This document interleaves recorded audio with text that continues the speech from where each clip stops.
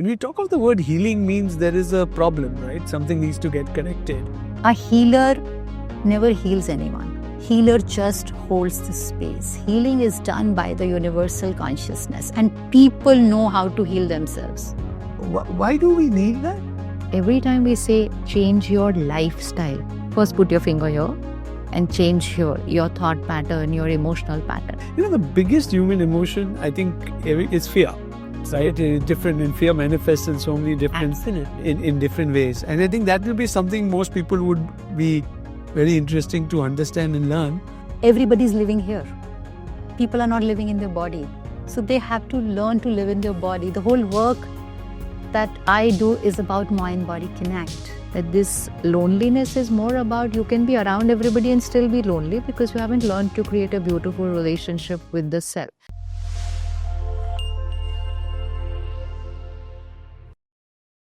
Welcome to another edition of our ThinkRight podcast.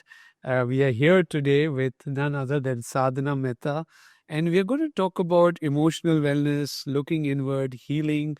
She's a very interesting personality when it comes to holistic well-being, a clinical hypnotherapist, a certified BodyTalk practitioner, and we'll get into what all of these mean, in the aspect of holistic healing. And of course, with us to guide us through this wonderful session, we do have our very loving, empathetic, no words to describe you, Sister Shivani. So let me start with you, Sadhna. Why do we really need healing? Considering that, there are many other techniques that can help balance emotions. But when we talk of the word healing means there is a problem, right? Something needs to get corrected. Why do we need that? First of all, thank you so much. It's gratifying to be sharing this space with two of you. Thank you for having me over. And yes, healing means restoration, going back to being your healthy, natural self. So that's what healing is all about. When we say healing, it comes to us from a physical perspective also, emotional. If you look at it, we talk a lot about physical healing, biology. Even if you look at it from a scientific perspective, we speak a lot about physical healing, about mental healing. You have the whole modern science supporting us for, physical healing, biological healing. You have psychiatry supporting us very beautifully for our mental, problems that we go through. But nobody talks about the physics under this. There is another dimension to it, which is our energy, which is our frequency, which is our vibrations. We operate at a frequency, and that's the base. If we are operating at the right frequency, our biology and our chemistry will fall in place. So when we say healing, for someone like me who works around the whole energy piece, for me, healing means healing from within, healing that energetic space that one has. And another thing why healing is required, at times we don't even acknowledge that we need healing. If I'm wounded, if I'm physically hurt, I'll go to the doctor. If I'm mentally not doing well, somebody will nudge me. I may not do it on my own, but somebody will nudge me and I'll go. But where it comes to that inner space, we don't even acknowledge at times that we need that. And that's where the whole energy healing space comes in. It's like we are born with the frequency, we are born with some vibrations. And the whole work of healing is to go back to that frequency, to go back to the divine self that we are. And it's interesting because, we are talking of an integrative healer, right? Like you call yourself that, so it's different from being a psychologist, a psychiatrist, counselor. There are many aspects to what you do, and there are different techniques or different things that you need to heal. So if you were to take, for example, your inner child healing that you often talk about, or you talk about different types of healing, can you take us into a couple of those and explain how one can use that to trigger healing? This whole healing journey has not been a eureka moment for me also, to be honest. I come in from the corporate world and I was happy. I'm with a married to a wonderful human being, have two very good kids. And but there was somewhere this niggle, a nudge, something else is to be done in life. I felt the purpose in my life was missing. And then I started working around the concept of ikigai, the something that I love, something that I'm good at, something that the world needs, and also gives me some financial security. कहते हैं ना, जब आप किसी चीज को बहुत शिद्दत से चाहते हैं तो पूरी कायनात उसे आपसे मिलाने में लग जाती है. Something similar happened to me. I started volunteering with an institute wherein they were working around the quantum healing practices. They were trying to bring the quantum science to India. I found it very interesting. I met some very evolved souls in the process, and I realized that how we don't even look at these things, and we are so enamored by what the modern science does to us. With due respect to the medical fraternity, to the doctors, to the psychiatrists, to the psychologists, we need them. We absolutely need them to be what we are. But at the same time, there is a missing link, We need to integrate. We were discussing about alternate, integrate, and complementary before this. So the healing, the work that people like me do, it's not about only looking at, looking at it from an alternative perspective. It has to be integrated with the mainstream. And so going back to my story, I became a clinical hypnotherapist to begin with. I started regressing in my meditations, and I thought, wow, this is nice. I could solve some of my relationship issues with that. So I thought, why not to look at this as a modality? So I became a clinical hypnotherapist. But then I realized 20% of people can't be hypnotized. So it's not for everybody.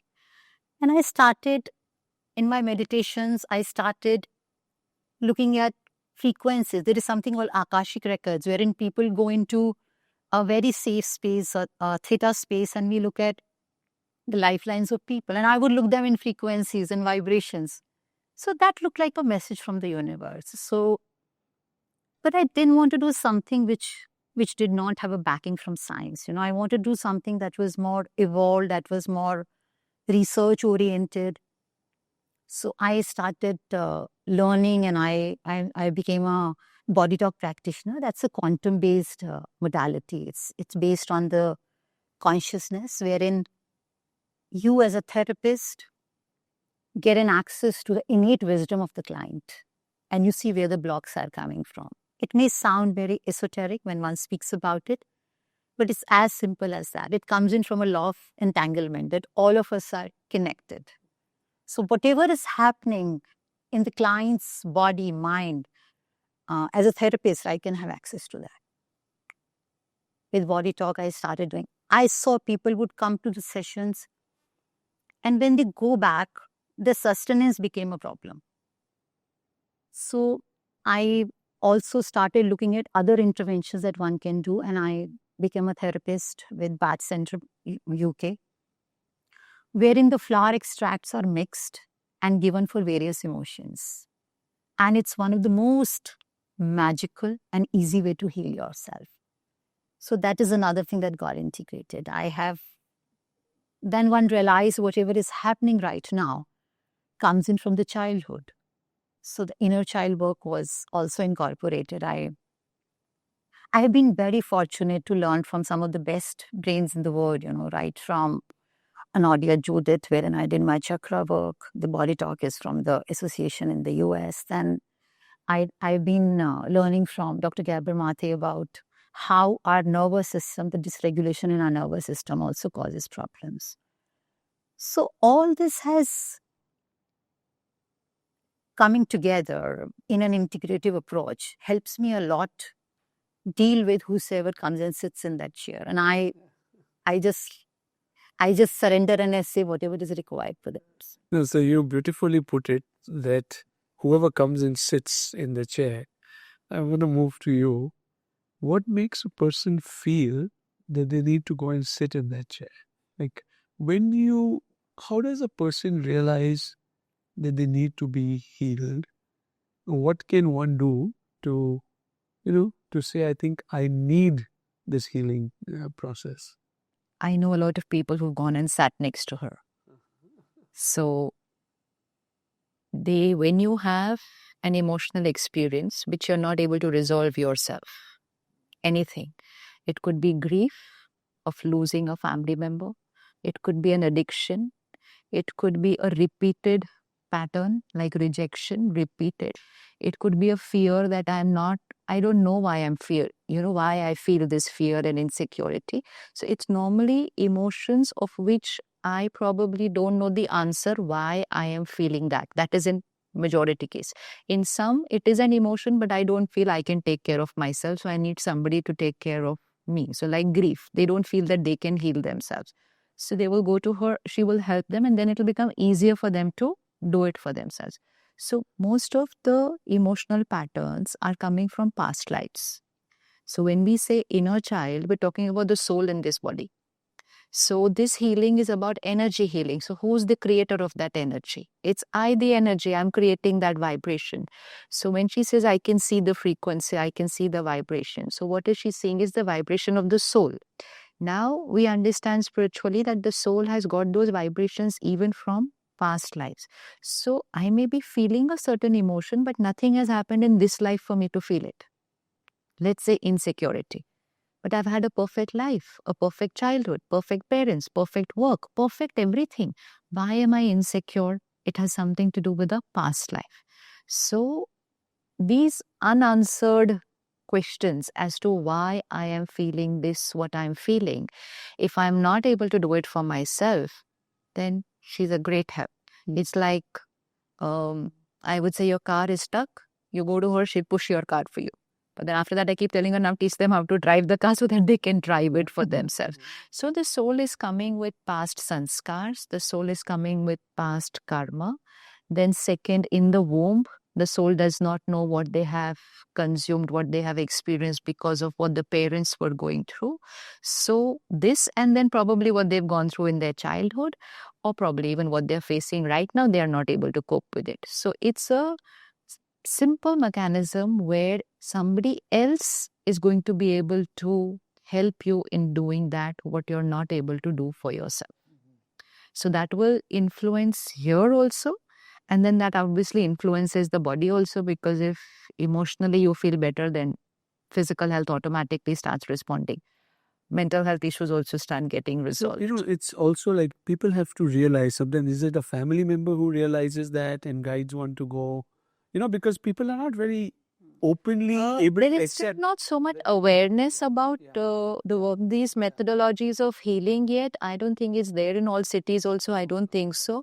So there's not so much. We know physical health doctors, we know psychiatrists, we know psychologists, we know counselors also, but we don't know this kind of energy healing. Not everybody knows about it. Not that you have an access to somebody, you know someone who can help you to do with it, and you are certain about the methodology. Yeah. And you're very clear, because sometimes if you don't understand it, it sounds very eerie. So we're still in that stage where we don't have that much awareness, at least not in India. I don't feel like we have that awareness so much. So how do you handle it when people, say that, oh, you're seeing me? I mean, like today's generation is, let alone this, privacy. I mean, but they've gone to her for it, so they're more than happy. That's what I'm saying. They're very state of happy about mind- it, because she will be able to tell them, you know what, your blockage is this, and they're like, oh, I did not know. So it's like you've gone to somebody who's diagnosed your problem. You're So, like more than what do happy. you see? Yeah, explain to us how does it operate? Yeah, just so that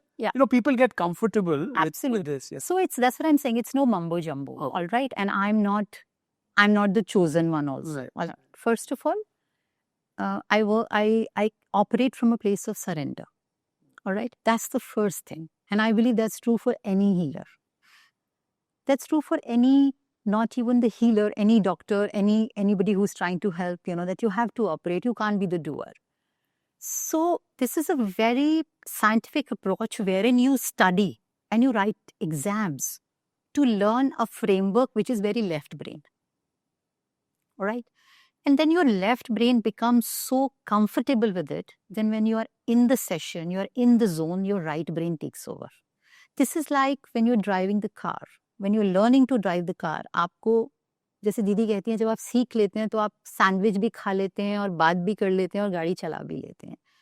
But while you're learning how to drive, your whole concentration is on the car and your mind is just equipped there. But the moment you mastered how to drive, then you can multitask. Then your right brain takes over. Similarly, in healing, my left brain has learned certain modalities. And now they're a part of my consciousness. आपको याद है पहले time में हम वो एक doctor घर आते थे, वो पुरानी पिक्चर्स में दिखाया जाता है, वो नब्ज देखते थे और वो नब्ज देख के बता देते थे क्या ठीक है क्या गलत है. It's as close to that, that I do this biofeed. I hold on to the hand and I ask questions and the body answers those questions. And this is how one gets access to the information. So, as I said, again, it's law of entanglement. Client's innate wisdom gives access to my innate wisdom. So this is how the conversation happens and I get to know. Like you rightly said, I was working with a very young client, and when I was doing the session, I got to know that he is into certain young boy. He was 22, 23 years old. And I told him while I said, okay, would you like to do a session with me wherein I access your energies? And he was very enamored. He said, yeah. And when young kids learn about quantum and all, they really want to explore it. He said, yes, I would love to explore the session. During the session, I told him that I see that your sexual orientation and how you are right now, are you comfortable with that? He got up from the table and he said, I'm not coming back. You can see through me. I'm not coming back for the session. Slowly he came back, but at that moment his reaction wasn't very pleasant. And that was a learning also for me, that at times you have to take it to the next step to tell the client how are they feeling about it. I'm sorry, I don't call them patients because they are not patients, they're clients to us, And similarly, like there was another girl, young girl, she came to me, and I would like to put a disclaimer, I'm not saying that I can diagnose this, but she came for the session and I was doing the session and I was scanning her energies in the body, and the energy was looking stuck in the throat center and heavily stuck in the throat center. And I told her something does not look nice in your throat center. She said, and to me, the energy looked very stuck. There was inertia, as if it wasn't even moving in her body. And since there is a framework, if you go to the framework, you can also foresee the disease that could come up. And it looked like something malignant. So I told her that I'm requesting you that you go ahead and get the test done. And I'm insisting that you get the test done. And it was first level throat cancer for her, But then again, it's all surrender. It's not my doing. A healer never heals anyone. Healer just holds the space. Healing is done by the universal consciousness, and people know how to heal themselves. Somebody's just holding that space for you, and that's the work I do. Yeah, and I think that's where you need that faith and the belief to come and sit in front of a person, where you can. So is it normally people who are unable to, like what you said, manage their own... Going through an issue also.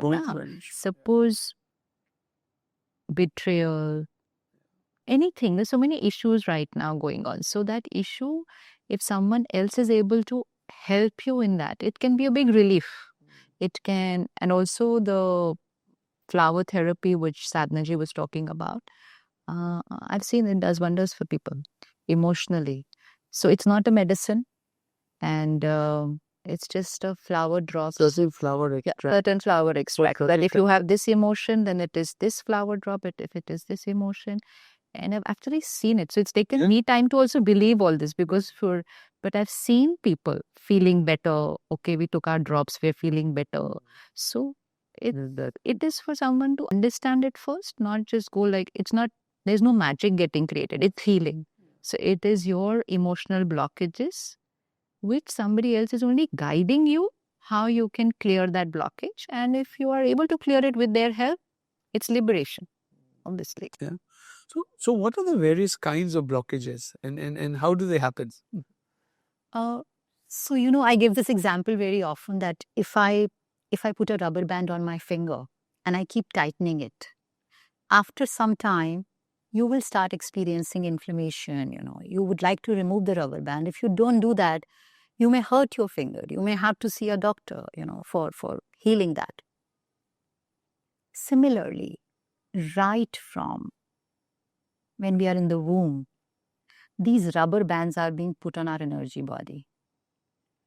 When the child is in the womb and the mother is exposed to any behavior, something that's not pleasant for her, the energy within is getting those blocks. And when the child comes to the womb and when the consciousness, the prana comes, the energy is so high, the vibrations are so high that you can't hold it at one place. So it gets divided into 114 centers in the body, in and around. And 7 we know very commonly as chakras, you know, which run along our spine. So all these emotions, all these memories that we have, they get blocked, they get stored in these energy centers.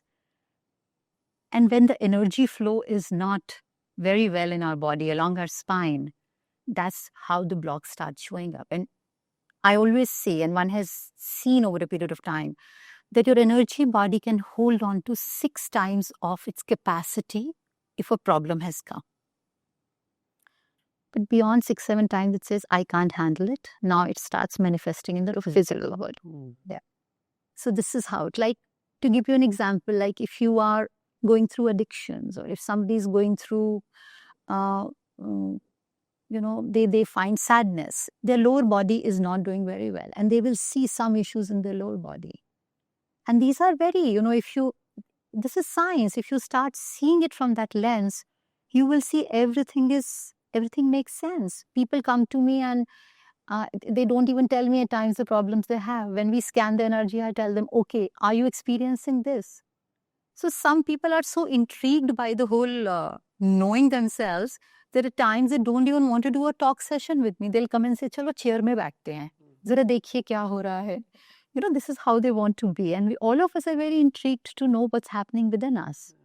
And but once people get to know that, all right, this is where is it coming from, then I've seen people surrender to the process after that.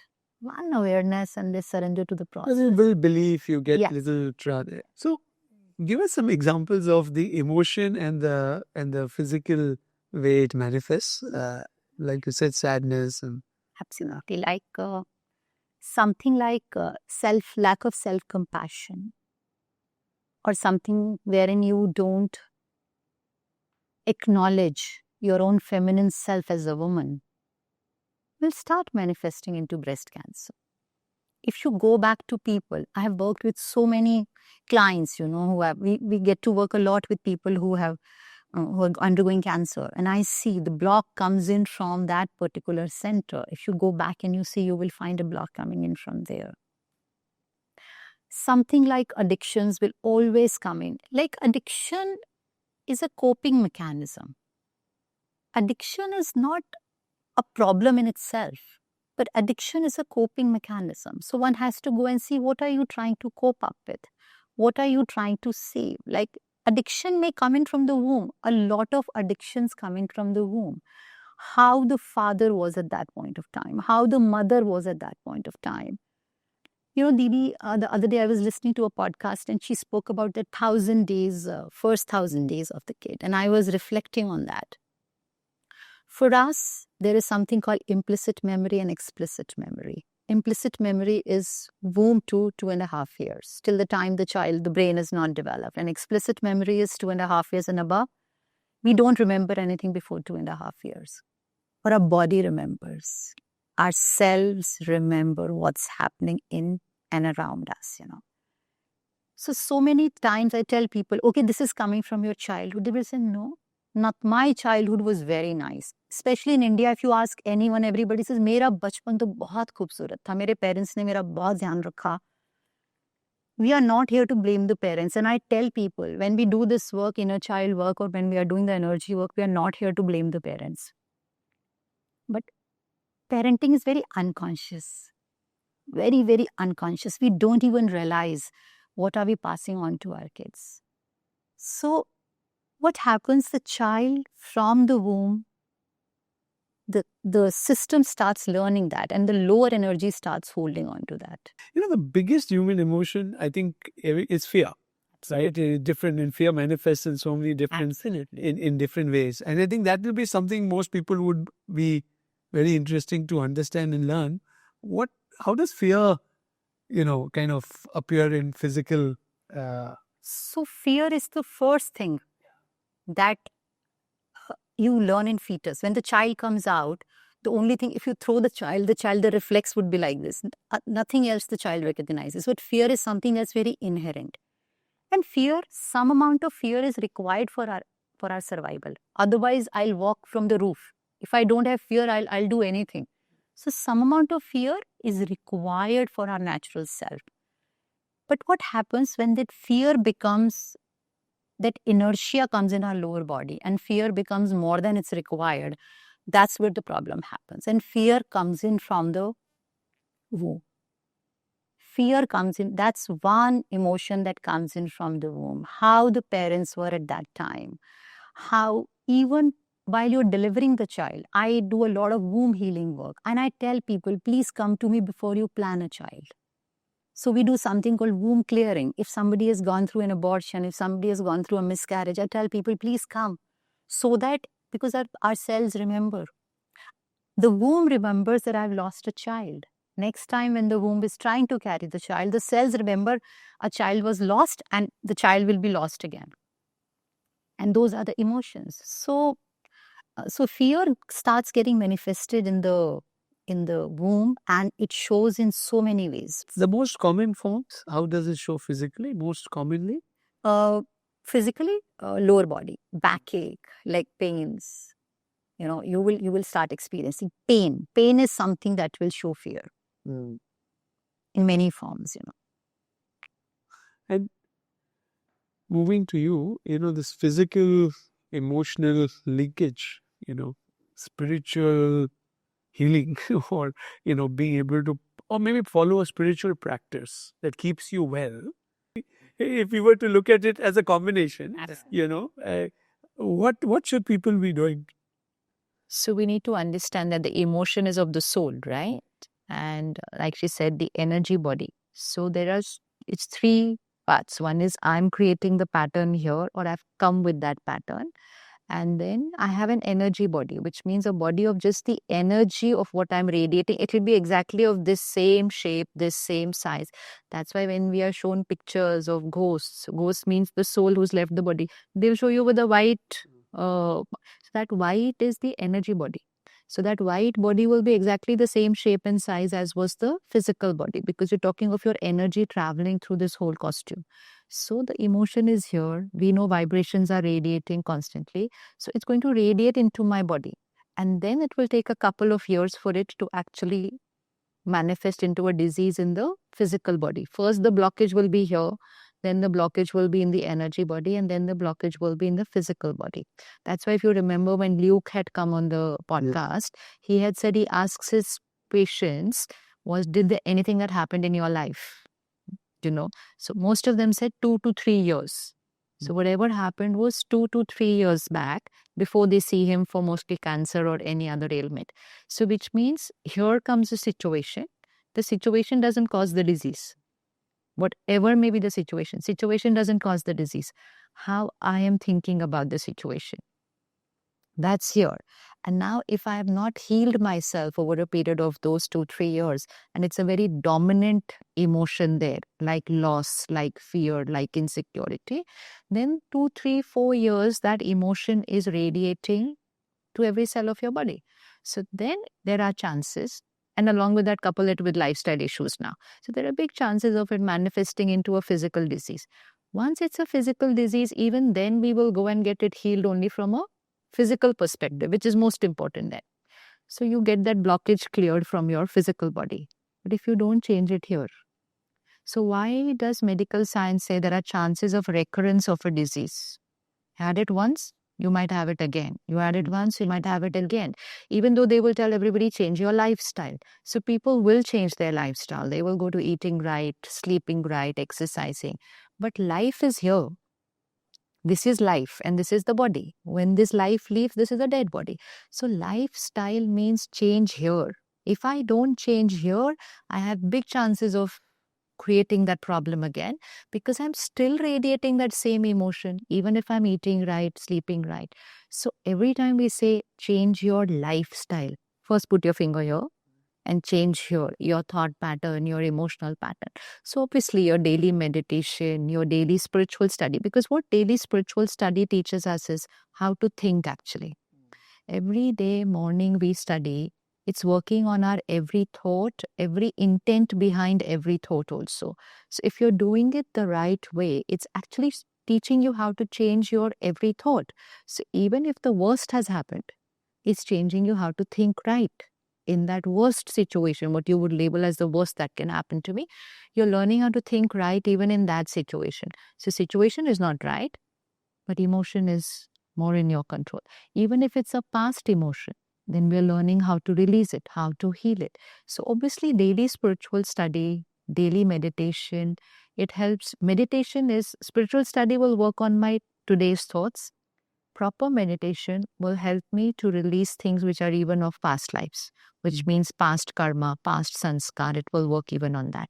So if we do these things properly, and it will help us And to heal. meditation, you're specifically saying, can you go a little deeper into what is the kind of meditation? Or What we learn at the Brahma Kumaris is called Raj Yoga meditation. So in Raj Yoga meditation, this practice of soul consciousness. So rising above the body role and just constantly practicing, I am a pure, powerful soul, visualizing it and seeing it and creating that thought. So this is just the first step. But even while doing that, I'm actually raising the vibration of the soul, right? So whatever I would have carried from the past, it is going to heal because I'm raising above that body consciousness, that ego consciousness. So it is healing. And second step is I, the soul, connecting to the supreme soul. So the Supreme Soul is the radiator of purity, the radiator of peace, the radiator of power, the ocean of love. So then I will see myself, visualize myself, connect to that highest power and filling myself with that vibration of purity, peace and love. So like she says, I can see that energy and I can help to heal that blockage. Now there. You are there with your blockage, but you are absorbing that highest vibrational energy, and that will help to heal your blockage there. yeah, So, done properly, the right way, every single day, it's going to clear things which if I didn't even know that I have those blockages actually. But and you will you just have that laser thing just entering into you and clearing whatever blockage you have. So the gyan, the spiritual knowledge will help you on your day-to-day things every day. But the meditation is going to help you on your deeper things also. Yeah. So ultimately, also in your case, the healing happens through that person who wants to feel healed. So what should be their state when they are coming? Because you said some 20% or 30% you cannot heal. That's So what? hypnosis. Huh? Yes. Oh, that's only in the hypnosis. So what prevents that? I mean, is All of us are programmed to heal ourselves. right. And as Didi said, when I see clients and she keeps telling that you should let people move on. This is not talk therapy. This is not something wherein you keep coming back and somebody listens to you. Somebody is a sounding board, listens to you and you go back. You do some exercises. It works very beautifully for some people. But the work is about learning to heal yourself. And as I said, all of us know how to heal ourselves. And I teach them tools. I teach them a lot of tools to heal themselves. Like you have to, first of all, everybody's living here. People are not living in their body. So they have to learn to live in their body. The whole work that I do is about mind-body connect. What happens here, somewhere your body remembers that. Your cells remember that. So in case you go back, like, we talk a lot about that butterflies and how, like when I was entering this room, the feeling was like when one goes to write an exam. This is no exam. I'm not being judged. मैं fail या pass नहीं होंगी इसके बाद भी, but feeling same थी. Why? Because the body remembered कि जब एग्जाम देने जाते हैं तो यहाँ पे कुछ होता है. The cells remember. So what are we doing? This was much less because I have been working on myself. So this came in for a moment and it vanished. But had it been that I would not have been working on myself, the feeling would have stayed through the conversation with, as if I'm writing that exam. So that is why people have to learn to heal themselves. I teach them how to ground themselves. That's the biggest thing. They come back to your body and ground themselves. Meditation. Meditation is one tool wherein you don't need anything else. And in Brahma Kumaris, very beautifully, we also do something called traffic control, where after every hour we go back and we come into the place of equanimity and we go back and balance ourselves and we start working again. So it's not like this that you have gone by the evening you are here. You are balancing yourself through the day. So that works very beautifully. For me, like the whole meditation, connect with Supreme, like Baba works like, how when this village women, they would walk, they'll have this pot on their head with water and they'll chat, they will walk, they will laugh, they'll do everything. But उनको हमेशा awareness रहती है कि मेरे sir पे वो pot पानी का रखा है और मुझे उसे गिराना नहीं है. So that awareness is always there at the back of your mind that you have that. So similarly for me, that awareness is always there. And I teach people this, that come in that place of awareness, and learn to. And the moment people start learning practices and they start seeing a change in themselves, that's where the magic begins. Because people are they don't resonate very well when you tell them for the first time that this is what you're supposed to do. But slowly, when the trust starts building, and I was listening to a podcast recently and I heard something very nice. They said it's not the education, it's not the degree, it's not the experience that matters. It's the connect you have with the client that matters, If you have that client with that connect, if the trust comes, people start listening to you. So I teach people breath work. I teach them how to ground themselves. I teach them journaling is something that I'm sure which is very, very, people take a lot to journaling. And food. So the whole mind body connect that happens and people learn to heal themselves. I have been working with so many clients who have become friends who meet me for a cup of coffee now and they don't come back for sessions, and I'm very happy with that. The whole intention is that one should touch more and more lives and not keep seeing the same set of people. That's important. No, I think the whole idea is to help people be able to transform their own lives, in incremental ways. Because you don't want to make them dependent on you. Yeah. That's the whole intention. I mean, this is what spirituality teaches. Don't make them dependent on yourself. When you come to me, you will feel better. No, we meet you once, twice. After that, you have to do it for yourself. Otherwise, this is another sanskar then that I have become dependent on someone. So not dependence.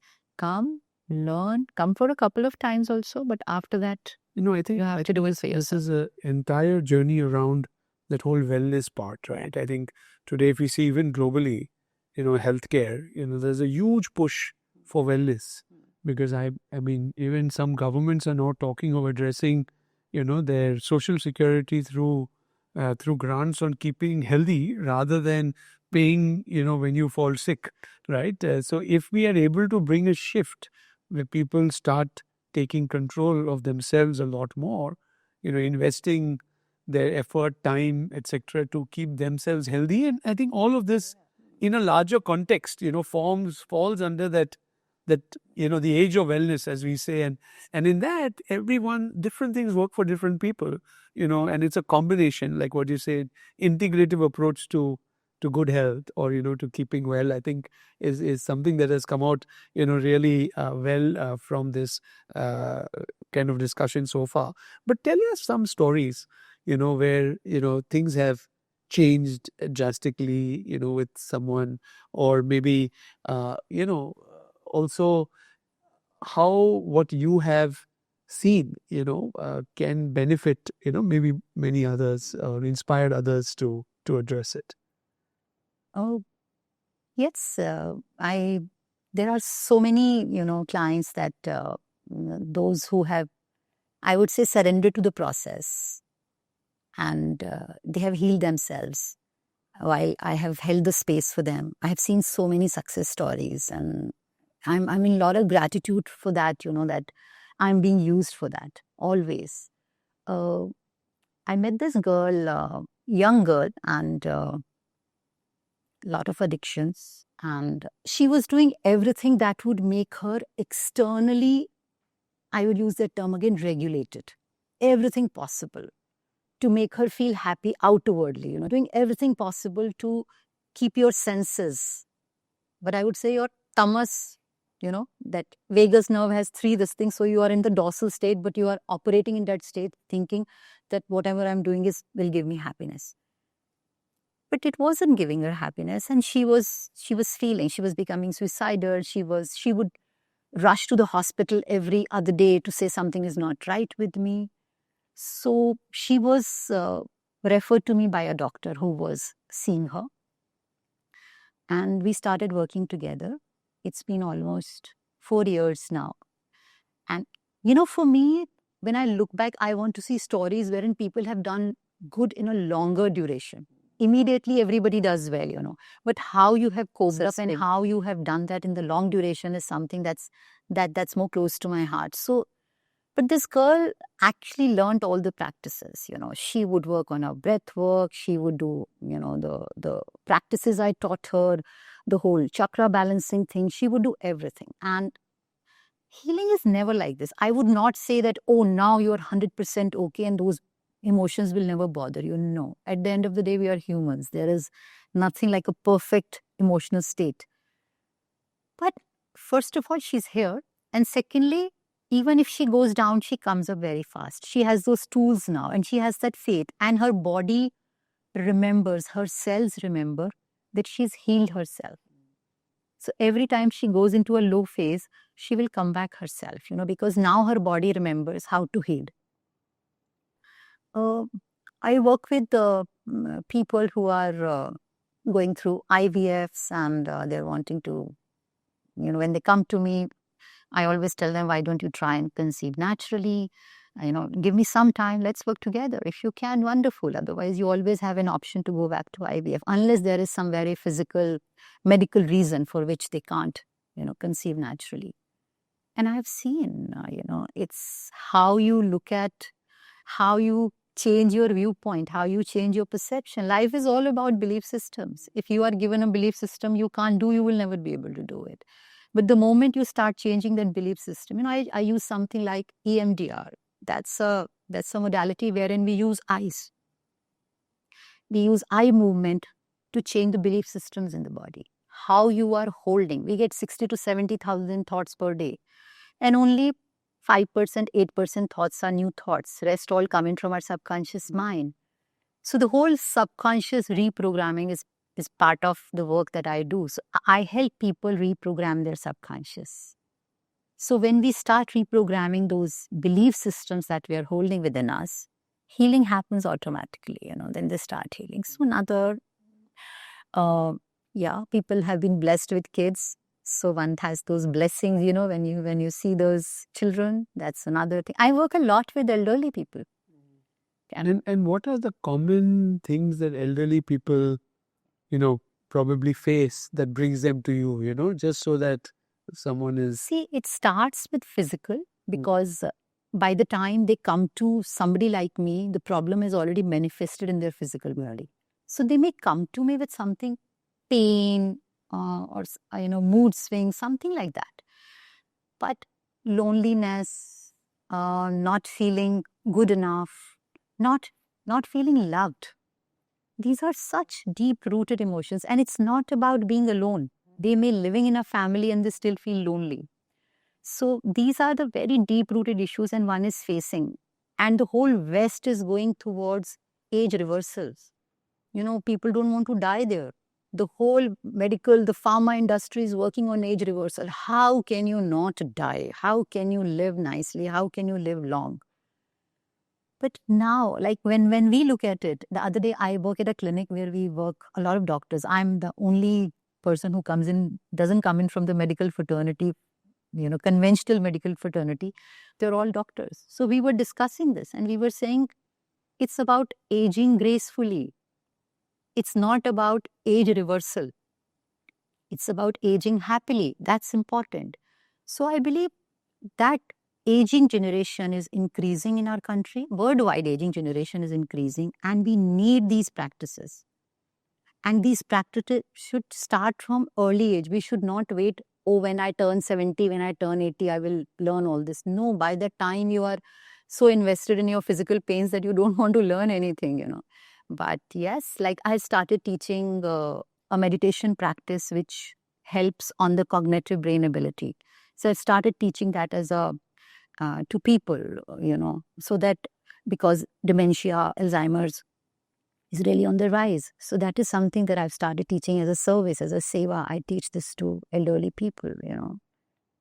So I think for elderly, since, and then we'll get into our mindful minute session, what, because, like she said, maybe it's already manifested physically, maybe they've not been as spiritual, maybe there are spiritual people also who, face different. How is there a different message that you would have for someone at a particular age or a particular point in their life? How, you know, someone were to say either start at that point or, someone who's already there, how does becoming elderly or what we call, how does that affect the practice? See, normally if you see what affects elderly, one is health of the body. Yeah. Second is your role is no more, most Yeah. probably, which means you've retired or you've decided to not work anymore physically. So that's a big part of life. We were investing almost 8, 10, 12 hours in that. Everybody related to us because of our role, our identity, everything was around that role. So you're also giving up the role or you're losing the role because of age. And third is that suddenly you're not the master of the house, sometimes because your child is taking care of everything and you're not the controller in the right word, not that controller, but like, okay, Yeah. this, I am taking care of all this in this house. Suddenly you're not taking care of all those things which you only chose, not that anybody asked you to do, but you automatically, your role, you're with your age. So there is a lot that will change for the person, not just for the body. There was a lot that will change from being the center of everything to suddenly being okay. And we've not learned to create a beautiful relationship with ourselves. That's very important. We don't know how to live with ourselves. We are always so much with other people that this loneliness is more about you can be around everybody and still be lonely because you haven't learned to create a beautiful relationship with the self. So again, those who have been on a spiritual journey, either they come to the spiritual center after they've retired, that's also a big number. There is a big number who's obviously coming at a much earlier age. For them, age of the body is just a number because they know that they are not aging. See, that always that understanding that I'm the soul is not just a point of gyan, it's a reality for them. I'm not growing old. The body is growing old and I'm only going higher and higher on this journey. So they're actually getting better because they are on their spiritual journey. So the body may be getting weaker, but they are moving higher. So they're actually getting happier day by day because they are working on themselves. So that understanding can completely change the way people will live their life. And also they come into a place where everyone's meeting first thing in the morning, that energy, that community, that sangha of everybody around you. Then they also become a part of some kind of a seva in that community, which gives them another purpose that, okay, I can do something for other people. So I think everything changes. That's why soul consciousness can change every aspect of your life. Believing that I'm the body, fearing old age, fearing, oh, I'll be, everything drops because you are deep ingrained with that reality. So I think this makes everything simpler. Yes, I think there is no right time, for this. So we're going to go into this section on our, mindful minute, and I'm going to, ask a few questions, and maybe we'll have some crisp answers to that. So, like for you, right? What is there a one misconception about, like this is an alternative therapy that kind of bothers you? First of all, it's not mumbo jumbo. All right. Secondly, it's not alternative. It's become integrative now. So let's not say, okay, let's do this and not do that. I believe the new notion is to integrate everything. We have to all work together. Modern medicine, conventional, therapies, new age therapies. We all have to work together to find wellness, well-being. That's important. What's the most common mistake people make when they're dealing with emotional blockages and things like that? What's the mistake people make? Blaming the world for their emotion. That's the biggest mistake, because then I don't have to do anything about it. I'm the victim of the situation, or I'm the victim of somebody else's behavior, or I'm a victim of my destiny. So then I don't take personal responsibility I don't even think I created the emotion. I feel that emotion got created because of somebody else. So where's the question of resolving it? That one belief system can change everything. Very powerful. Do you believe everyone can heal themselves? Absolutely. As I said, we all are programmed to heal ourselves. We forget it somewhere. There's nobody who is living in No, our bodies programmed. We are programmed to heal ourselves, but we are given the power to other people. You know why we are able to heal ourselves? Because we are the creator of the pain. The one who creates it can heal it. Right. So when I'm the creator, then I can heal it. So first I need to know I'm the creator. That's why I said that responsibility, that I created this blockage. So there's nobody else who can actually heal me. Situation might become perfect. The other person might change. But that emotion was created by me. So I will have to heal it. So when I know I'm the creator, then healing also becomes easier then. So then, at home, to you, one tip for creating this healing space at home? Healing space at home? At the Brahma Kumaris, we all have a little meditation room at home. Everybody has it, everyone. Even if it's a one-bedroom house, they'll create one corner for themselves, which could just be you put 2 planks, and just the whole idea is that in that space, there is nothing else that is going to happen, which means you're not watching TV there, you're not sitting on the phone, you're not chatting. In that space, you're only doing meditation. So initially, it'll just be one of the rooms of the house, but over a period of time, because you're meditating in that space, the vibration of that space will start going up. Anybody else will also sit in that room. They will benefit from that energy. You sit in that room on a daily basis, you are benefiting from the energy that you are creating. So even at our centers, even on homes, even at our centers, even though the vibration is very beautiful, but every center has a meditation room. And even though you just have to. And nothing else should happen in that. Nothing else can happen there because it is meant for only that purpose. So you don't even go into that space. So it's not like your mandir people have in their house. It could be that space. It could be that, but you know why nowadays what has happened? People have mandir like this in open. Yeah.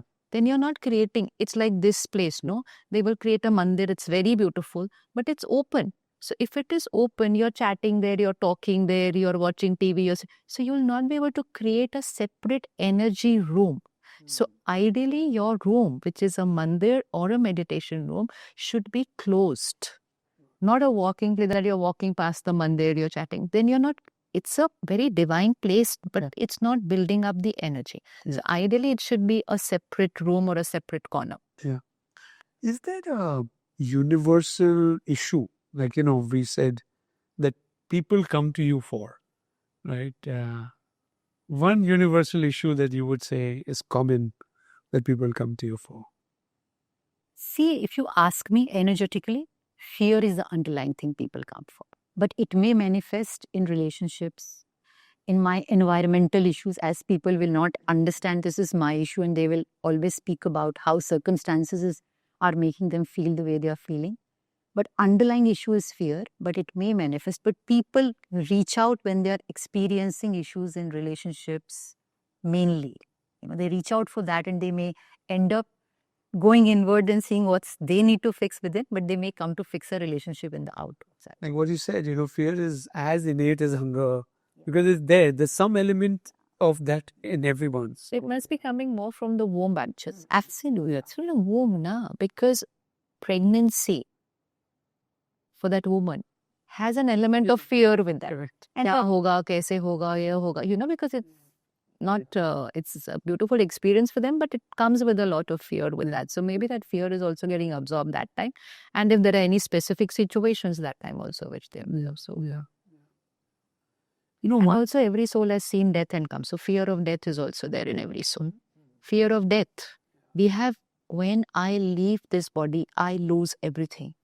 So the fear of And also losing. unknown, right? What happens after death? No, but why this will be in everybody? Because Yeah. every soul has seen death and come into the womb. Correct. So they have lost everything. So the Yes. fear of losing, because you do lose everything. So that fear of losing will be there in every soul before they even enter the womb of the mother. That's why in that womb healing, we should actually make them comfortable with that. That piche ki family theek hai, don't worry about them. They're all fine. You're actually talking to that soul to just help them. But even hunger and food is Hunger and food is a physical thing. thing. Yeah. So there is that difference that That people. is a physical thing. You So obviously need there is food. something. So fear is probably the most underlying, the one emotion that everybody. Yeah. Even whether they consciously know it or not, it is what. But in every problem also, if you see, there is a fear of something. Absolutely. In every fear of Lulam emotional, there is a The old philosophers, Western, everyone has tried to address there's a fear fear of as a very. So energetically also we say when you balance the energy in your lower body where the fear sits, your 80% problems are solved. Yeah. Last question. What is the quick way to release negative energy? Breath work. Huh? Breath. See, and run and show it for us. Our breath work is our prana, that is our connection. So that's the safe space for us, Our breath work is a safe space. I mean, before we go to the She can technique, show it to us. yeah, we'll do one. Let's do one technique. But before, how do you, how do you handle recurring negative emotions? Because Recurring is all the more easier to handle because you know that you are creating it. You know you are creating. One, stop consuming content of that same emotion. So if it's fear and I'm consuming crime shows and I'm consuming thriller and all, then that's never going to go. It'll only escalate. So content obviously plays a very important role in how we are thinking and feeling. Then start consuming higher vibrational content. That will be like your medicine. It will start healing the wound. And then meditation. If you've not learned meditation, then create your affirmation for that emotional blockage. And that will start helping to heal you. And food plays a very important role. When we say gut, it is also the vibration of the food that we are eating. Why gut and mind is connected? Because here is the thought creating my emotion, and here is the vibration of the food that I'm eating is creating my emotion. Why is this and this connected? Why gut is the second mind? Because here it's the vibration of the food that I'm eating. So I have just eaten something which somebody cooked in a very fearful mind, stressed, worried. I say I have no fear, but I've suddenly eaten something which had the vibrations of fear, which had the vibrations of stress. I'm going to start experiencing it here. And once I'm experiencing it here, I'm experiencing it here. So that's why the Brahma Kumaris, we are so focused on food, because all your meditation on one side and all your spiritual study, and then you go and eat something which has another vibration, and then you're again going back. So food has to be cooked in that right emotional state and eaten in that right emotional state. So just don't eat just with anything on your mind. First, silence your mind. No conversations too much while eating. You don't know which words your food will absorb. So just to remember that vibration of the food will also create your state of mind. So jaisa anna vaisa man, which is there in Bharat Sanskriti for thousands of years, but we are not using that power enough. We're just not using. We are just so much, this is protein, this is carbohydrate. We're just only looking at nutrition. It is vibration. So if anybody starts taking care of the vibration of I've literally seen people change just with food. Just they were getting the right kind of food, which means the right vibration, their mind changes. They were not getting the right kind of food, their vibration changes. We've seen people move away from meditation because of what they ate. We have seen people come towards meditation because of what they eat. So literally you can create magic just by what you're eating over there. So many things to learn and do, but lovely conversation. And before we end, we'd love to get a quick technique that we can do together to kind of rewire our minds. So we'll do something called humming. It's a very brief practice, and I teach it to all my clients, and I practice it myself. So our brain has this neural pathways. So our neural pathways are and they're getting deepened every time there is a belief system, every time there is a thought, it's getting deepened. And we can't even change them because the neural pathways are so deeply placed that every time we are trying to do something new, but there is always a pathway in our brain and it goes the same route and say, oh, this is going to happen. Oh, last time this happened, this is going to happen. But there is something called neuroplasticity, wherein we are trying to challenge those connections and we are trying to make new connections in our brain. So humming helps a lot in making those, in shaking whatever is there and creating space for new connections. It's a very easy modality. It's very close to something called Brahmari, which we do in our yoga. But in Brahmari, we also use our hands to close our five senses. But in humming, we just close our eyes and we move inwards and we hum. And I teach people to hum 5 times. And our body makes nitric oxide when we are humming. So that's the hormone of happiness. And after that, if you think of something which is nice, then you've already created a shift in your mind, when you do that. Whenever you feel that there is a lot happening, people live in their mind and there's a lot happening in the brain. I can't get out of the loop. So this is a very easy way. Right. All right. So I'll do it once Yeah. and then we'll repeat 5 times together. All right. Okay. Close your eyes. Sit comfortably. Keep your awareness on your body. And gently take it to your breath. We'll take a deep breath, and on the exhale, we are going to create the sound of hum. We'll do it 5 times. And after that, we'll think of something which brings joy, which brings a smile, an inner smile, an external smile on our face. I'll do it once and then you can repeat with me later.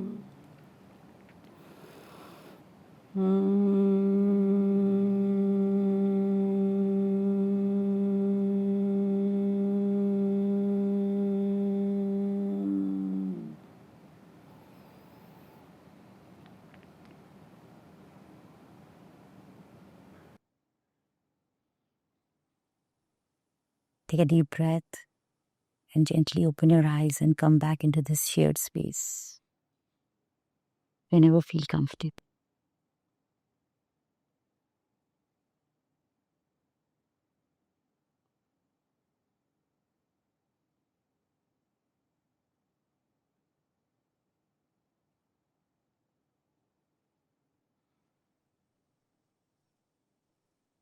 Lovely. Thank you. Om Shanti.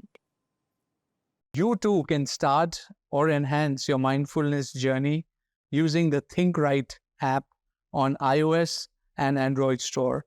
It's got a huge number of daily affirmations, daily journeys, daily meditations that will enable us to hold your hand as you move in this transformative journey of life.